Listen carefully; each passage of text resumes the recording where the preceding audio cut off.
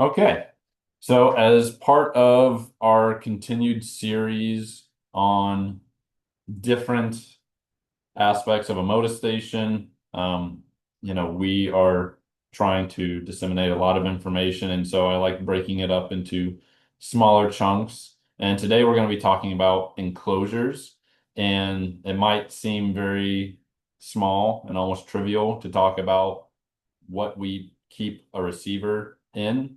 But this is actually pretty important stuff. And a lot of times when we are talking about stations that fall apart and aren't working anymore, a culprit of those problems oftentimes is the enclosures that they're in. Um, and so this information is good for whether you are planning on building new stations or if you are maintaining stations. This is information pertinent to you because we want to think about replacing old and decrepit enclosures, boxes, whatever structure you're using, and maybe rethink about making it a little bit more waterproof, a little bit more durable, so that we don't have to replace these things every 2 to 5 years, but we can replace them every 10 years or something of those likes. So the first thing we want to think about when it comes to what sort of enclosure to use for either our sensor station or our sensor gnome. This kind of applies to both. The first and obvious one is fully weatherproof. And that means we're really trying to not have any openings to the outside environment, because we don't want moisture getting into any of these systems. Um, that can also include ensuring that you are choosing a high enough grade of material to make it waterproof. So there's different boxes I'm going to be talking about, and some are of better quality than others. So make sure that you are not just going with the cheapest option, but going with the option that is going to actually last and stay waterproof, and weatherproof for the longest period of time.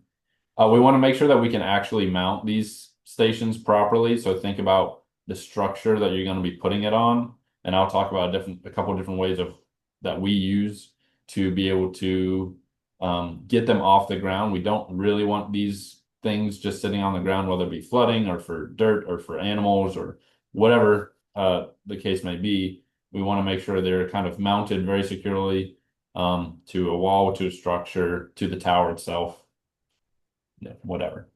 Um, Another aspect is ideally we'd like to house all of the equipment into a single container. There's still plenty of situations where we'll use two different containers, but more recently with different installations that I've been doing, I've come to find that we can fit anything we need, even if we have solar set up, into a single container. That makes things much more orderly, more organized, less moving parts, and it's just easier to work with. Um, the use of bulkheads, and this kind of ties back to, things being weatherproof. Um, Again, we don't want to just drill a hole into a box and run a cable through and then try to seal it with even like using caulk or some sort of weatherized tape.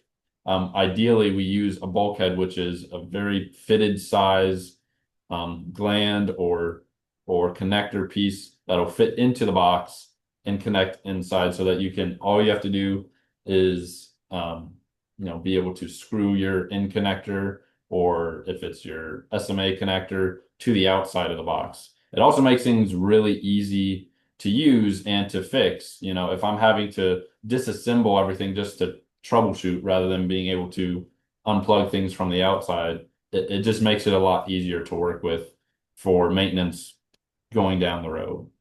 And the last thing would be thinking about, especially if we have a station in a public place or a place that's exposed to wildlife, we want to make sure we can lock our enclosures, make sure it's secure.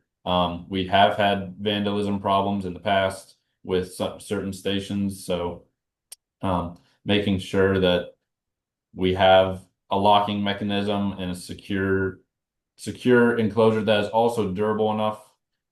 Especially, luckily in the Southeast, we don't have as many wildlife problems, save for mice and squirrels chewing on cables. But I know up north and out west, they have problems with bears and porcupines and other things that have really destroyed Motus stations before. So it is something you want to consider. And the point that I really want to emphasize is, this sort of is the mantra for most of the things I talk about when it comes to Motus equipment. It's worth the investment just to pay a little more at the beginning for a higher quality container so that you don't have to spend more down the road and so that you don't have to fix things down the road.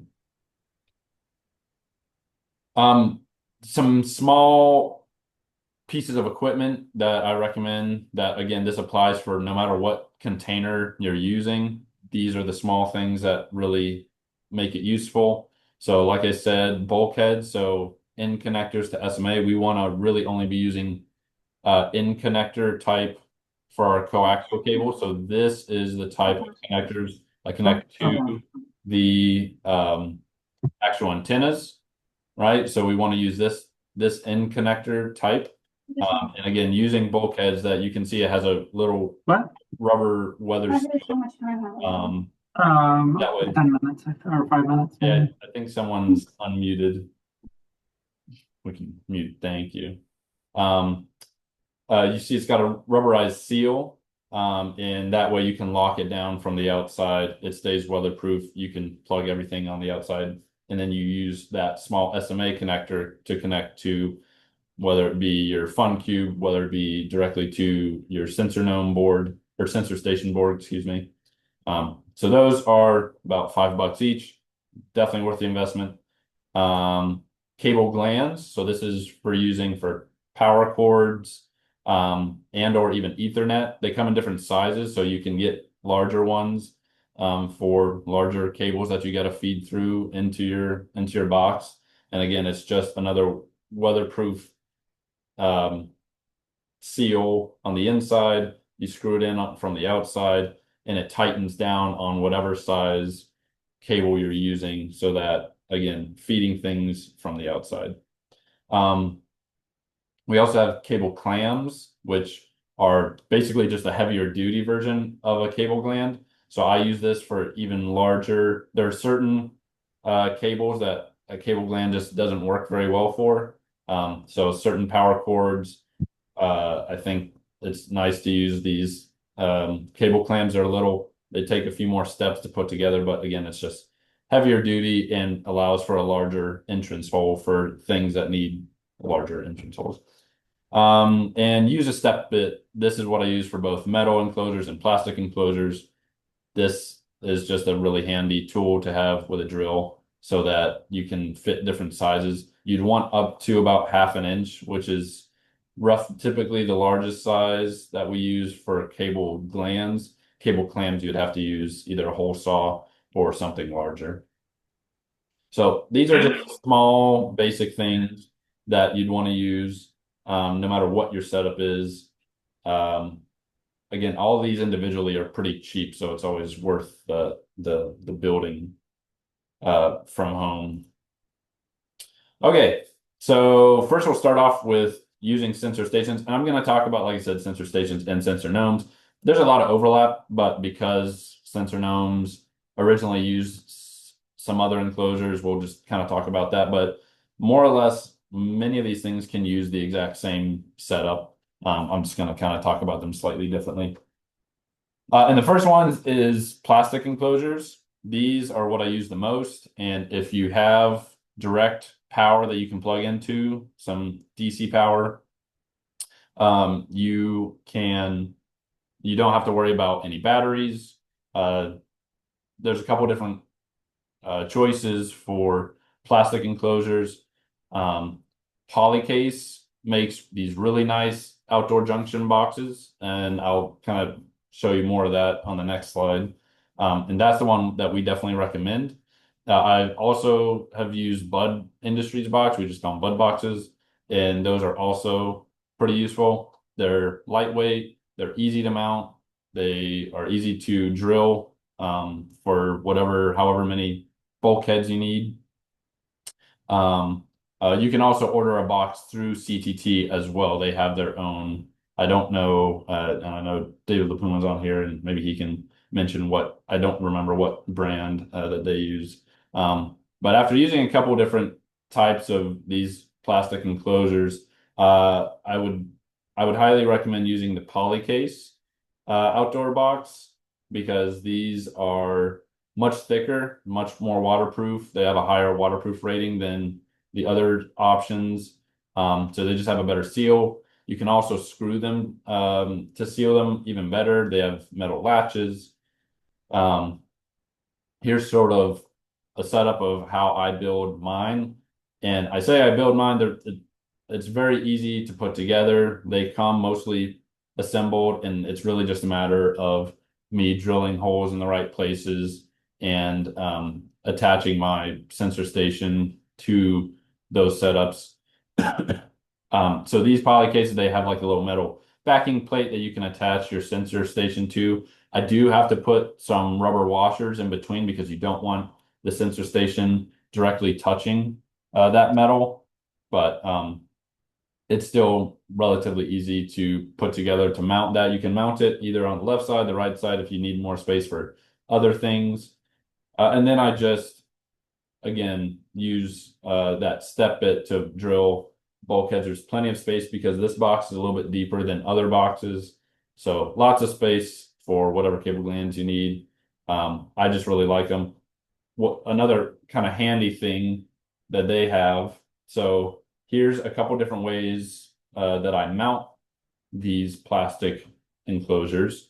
The poly case, which is the one on the right, you can see is on a utility pole, and they have a really handy setup, pre-made bars that you can put on the back of those cases, and they sell utility pole mounts, and it can be for a utility pole or any other sort of large rounded pole.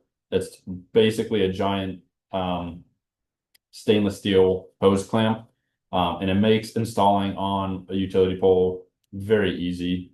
The other method that we use, and this is how I kind of mount a lot of these boxes. If I'm not just drilling it directly into the side of a wall, if I have a wall to mount, I'll just put it on the side of a wall, make sure I hit studs. But I also like to use strut channel. So what you see on the left, this is an installation in Alabama. And that's also really handy because you can either use hose clamps to attach it with these small pieces of strut channel, or you can mount it to a wall using strut channel if you can't reach the studs of the wall. This is really handy. And you can see those blue colored connecting pieces that connect the actual box to the strut channel are called strut nuts, and those are really easy to use. If you go to a Lowe's or a Home Depot, they'll be sitting right next to your strut channel. And so I really like to use strut channel if I can, but with these poly cases, they come with different attachment types that have made it really easy to attach to different structures. So yeah, can't recommend these poly cases enough. They're about $100 to $110 each, and they come in slightly different sizes. So again, slightly more expensive than your typical box, but they're definitely worth the investment. Okay. The next is talking about meadow enclosures. So I've also had a lot of success using these Vevor electrical enclosure boxes. Again, they're pretty well rated in terms of waterproof ratings. And what these meadow enclosures do is they provide more room. So if I have either a solar battery that I need to think about, or in this case, this installation, the one on the left, this is a smaller box, and I can't think of the dimensions right off the top of my head. It's a smaller box than the one you see on the right, and that has a backup battery surge protector that we like to use. So if we're not doing a full full-fledged grounding system using lightning arresters, which can get very expensive. We want to be able to protect the outlet that we're plugging into if we are plugging into an outlet. So this is an easy method that I like to use where we use these surge protectors. And since it's on the outside, we don't want those surge protectors just sitting out in the rain. So I'm able to enclose everything. This is where you can't see it from this picture, but I have a cable clam underneath on the base of the box. So that power cord is just going right through the bottom of the box and it's completely sealed. And you can see that these metal boxes have a detachable sort of door on the side that you can take out and drill your holes as needed for bulkheads. It's just really nice to have these because you can store a lot more things in them that a poly case can't. And they're still relatively easy to manage for. So here's what a setup looks like for a battery. So this is our larger metal enclosures. So I've got my solar panel cords coming in through these very specific larger cable glands, those red and black wires. And again, our coax is coming in from the right side and connecting to bulkheads. Again, I like having it very nice and neat where the battery can fit in it and the sensor station all in the same spot and our solar controller, because if you have a solar setup, this is what converts it to a 12 volt out to a 12 volt power supply to the sensor station. So I can mount all of this stuff all in this box. They have a metal backing plate as well. So again, whatever you need to screw into the back side of it, you've got space. Really easy to work with. They will get heavy because especially if you're putting a car battery in there. We're using more and more lithium batteries because those are just lighter and easier to work with. But nonetheless, you do want to consider how to mount these larger boxes. Again, I still use strut channel for these too, making sure you have a really secure structure. But one thing on this station here on the right was a station we just did in Kentucky on a fire tower. I like to just set them down on a wooden platform, and you can see I put another 2x4 piece underneath that box and secured it to that. That way the door is able to open from the top down, and it's not going to be stuck that way. So and then it's secured using a strut channel against the railing. That way it's not having to be raised up and secured that way. That's just a method I've been liking to use. There's a bunch of different ways to get them elevated, but for fire towers, I like that. So yeah, metal enclosures really handy for a lot of different reasons, and they're also most of these are you're able to lock them pretty well. Most of them have a key, so it's able to be locked and secured a lot better.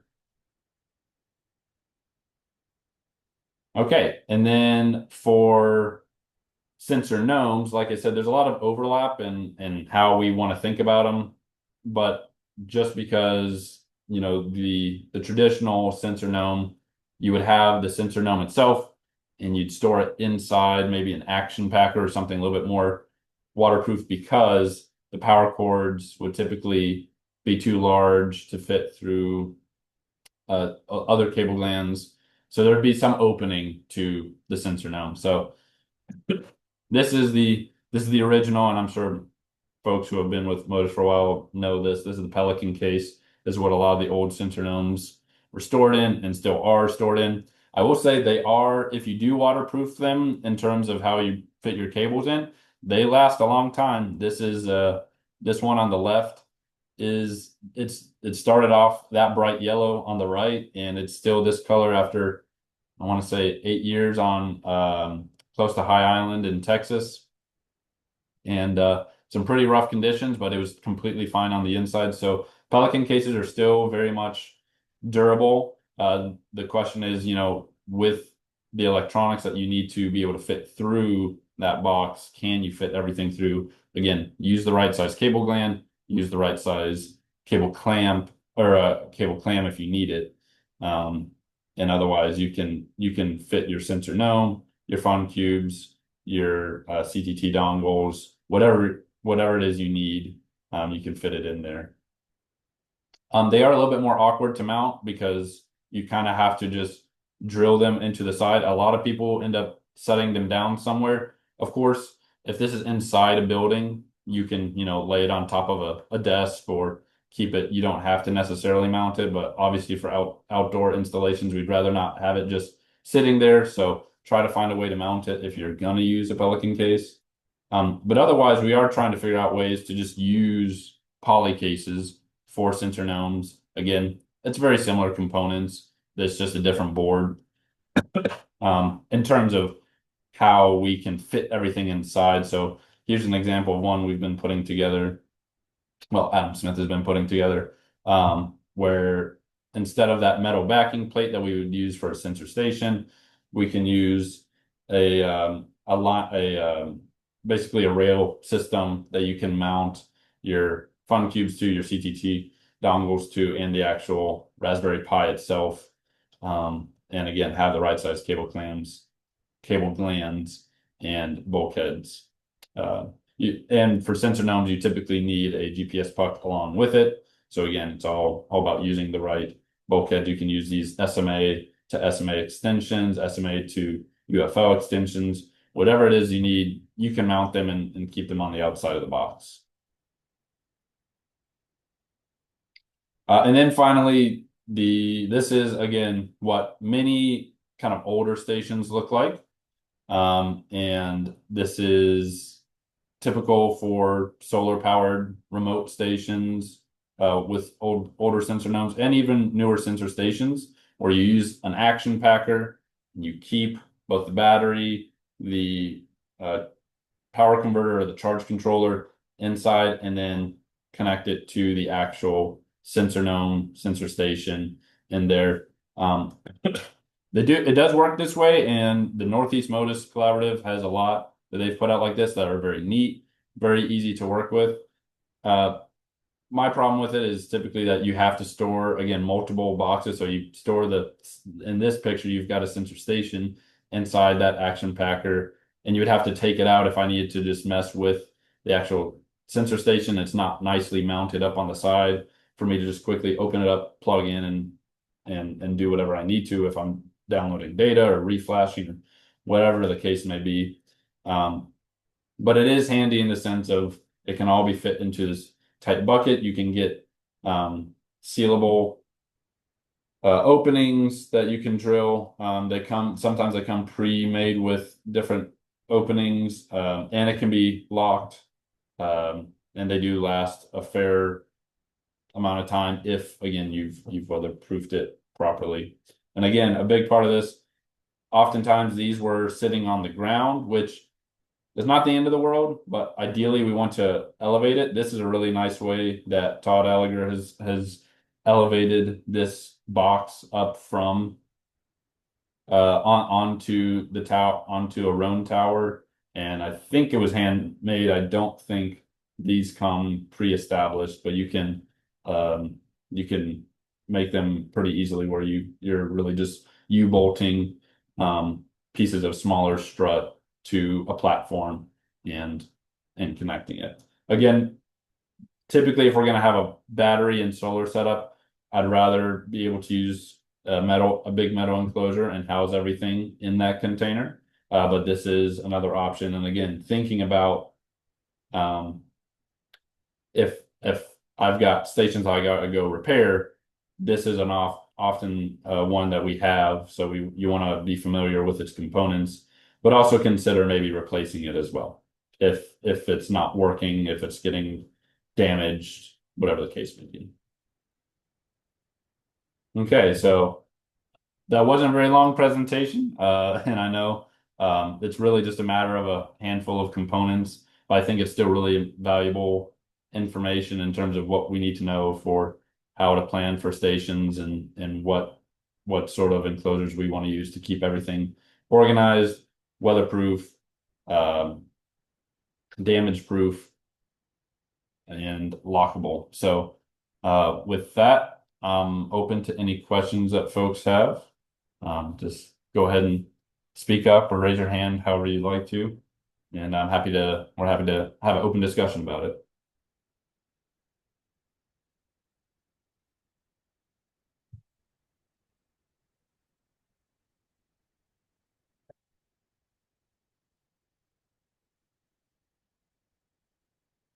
Hey, David.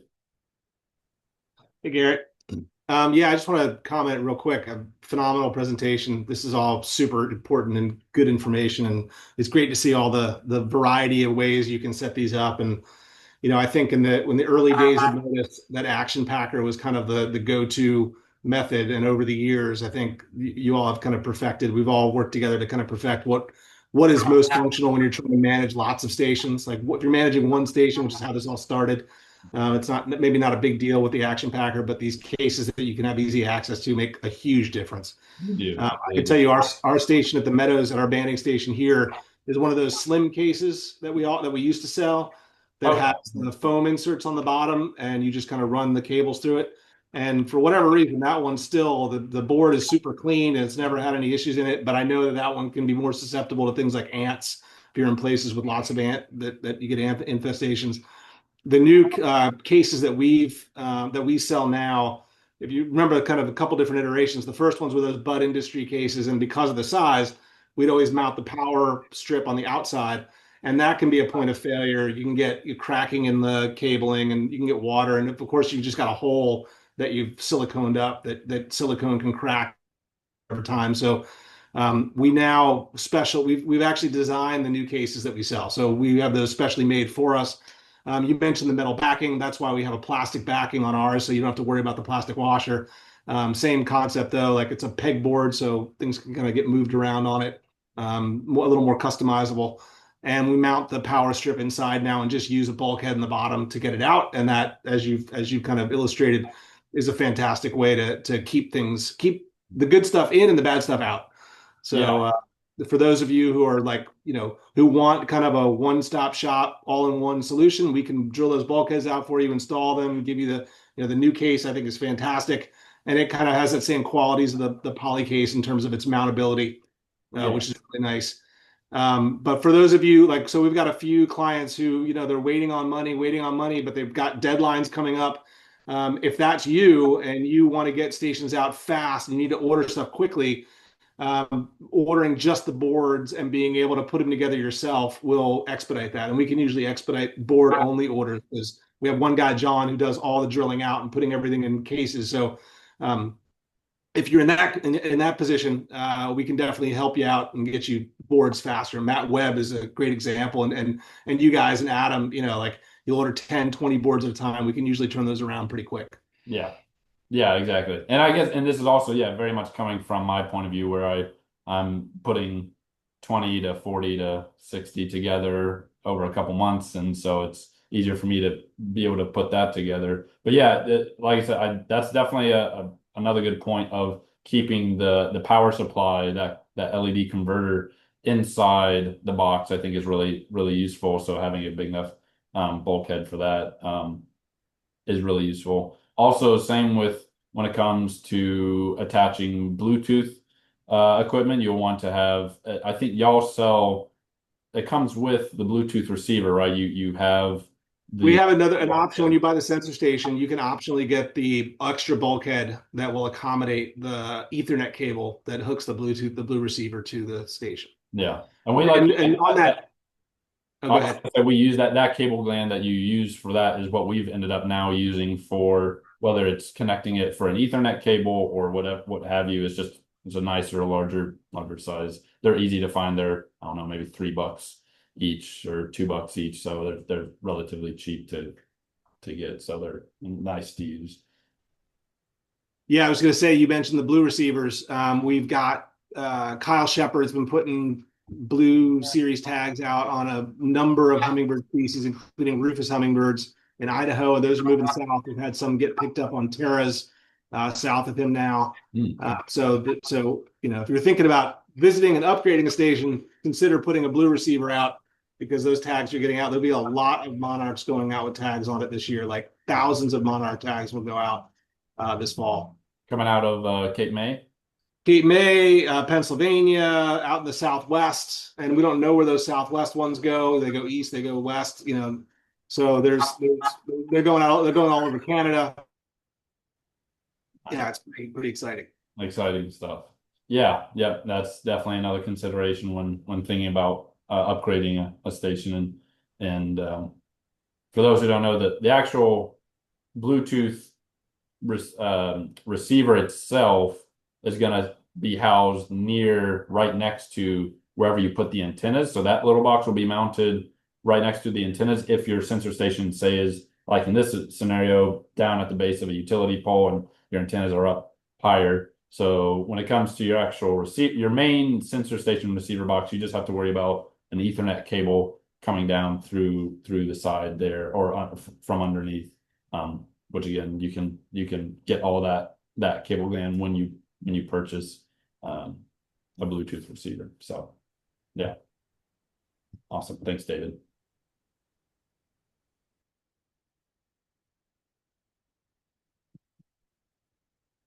Okay, I am going to. I'm not saying anyone else has another question, but I'm going to stop recording.